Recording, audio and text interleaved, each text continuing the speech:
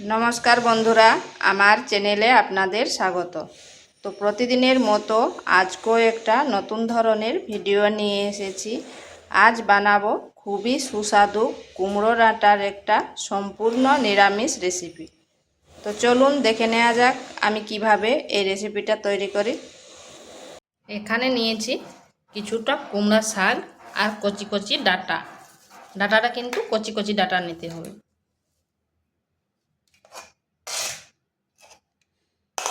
আর নিয়েছি তিনটে মিডিয়াম সাইজের আলু আর একটা বেগুন। এখানে আমি ছোলার ডালটা 15 থেকে 20 মিনিট ভিজিয়ে তারপর বেটে নিয়েছি। তো এখানে দিয়ে দিয়েছি সামান্য লঙ্কার গুঁড়ো, সামান্য হলুদ গুঁড়ো, পরিমাণ মতো লবণ আর কয়েক দানা চিনি। এগুলোকে মিশিয়ে নিচ্ছি।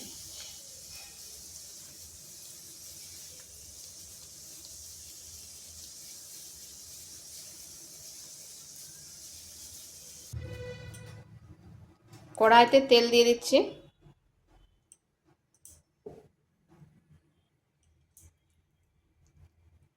এরপর এগুলো বড়ার আকারে দিয়ে দিচ্ছি।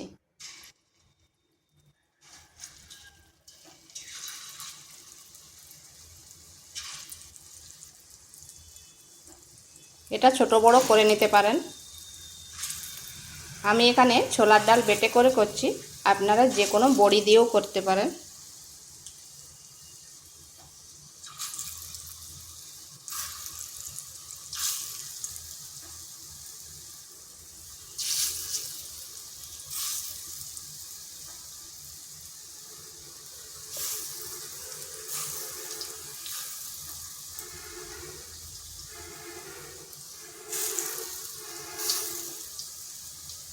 এগুলোকে লাল লাল করে ভেজে নেব। এরকম লাল লাল করে ভেজে নিয়েছি, এগুলোকে তুলে নিচ্ছি। এরপর ওই তেলের মধ্যে দিয়ে দিচ্ছি বেগুনগুলো।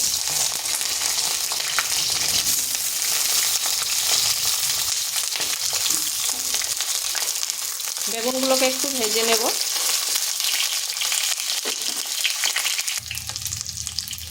দিয়ে দিচ্ছি 1 চিমটে হলুদ আর 1 চিমটে লবণ।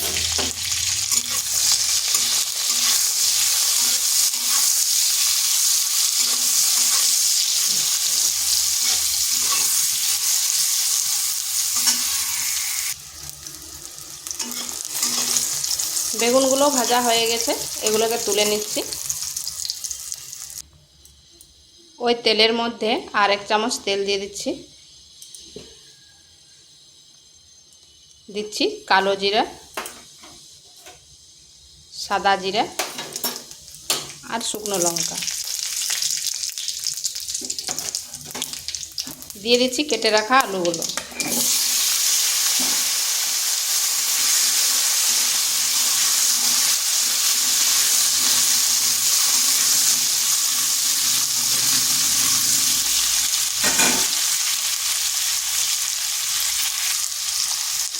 দিচ্ছি পরিমাণ মতো লবণ আর হলুদ গুঁড়ো।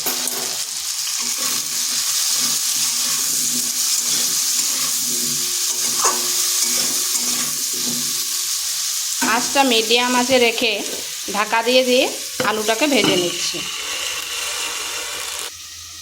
এদিকে একটা মশলা রেডি করব। নিয়েছি 1 চামচ সাদা তিল, 1/2 চামচ সাদা সর্ষে আর 1/2 চামচ কালো সর্ষে। এগুলাকে বেটে নিচ্ছি। মাঝখানে ঢাকাটা তুলে আলুটাকে নেড়ে দিয়েছিলাম।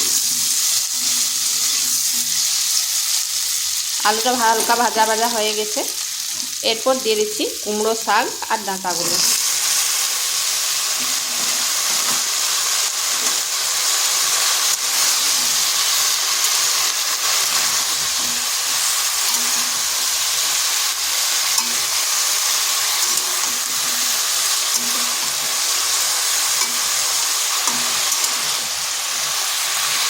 আঁচটা মিডিয়াম টু স্লো আঁচে রেখেছি।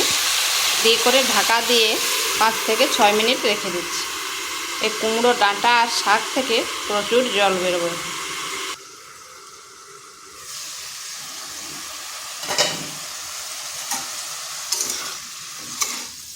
দেখুন এই ডাঁটা আর শাক থেকে কত জল বেরিয়েছে।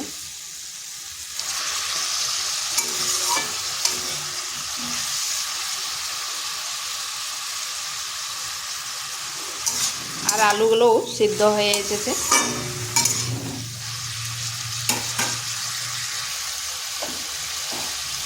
এখানে দিয়ে দিচ্ছি ওই যে মশলাটা পেস্ট করেছিলাম সেই মশলাটা।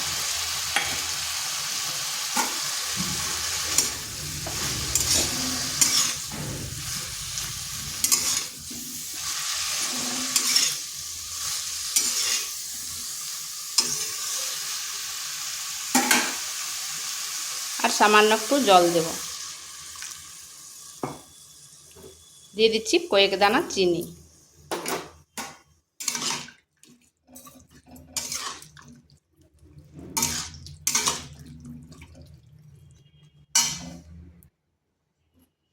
দিচ্ছি সামান্য একটু লঙ্কার গুঁড়ো।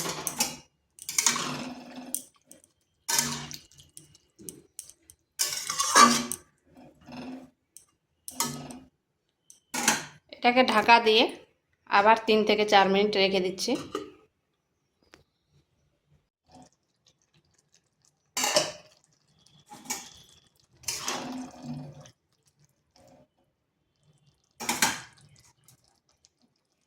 এরপর এখানে দিয়ে দিচ্ছি বেগুনগুলো, দিয়ে দিচ্ছি ভেজে রাখা বড়িগুলো।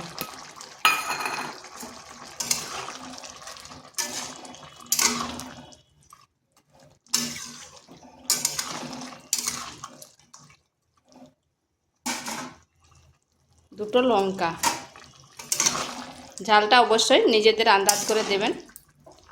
এটা 2 থেকে 3 মিনিট একটু রান্না করে নিচ্ছি।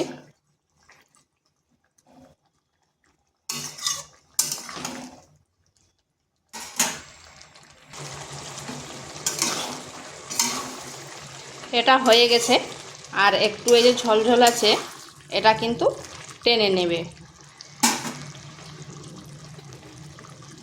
এখানে দিয়ে দিচ্ছি 1 চামচ সরষের তেল।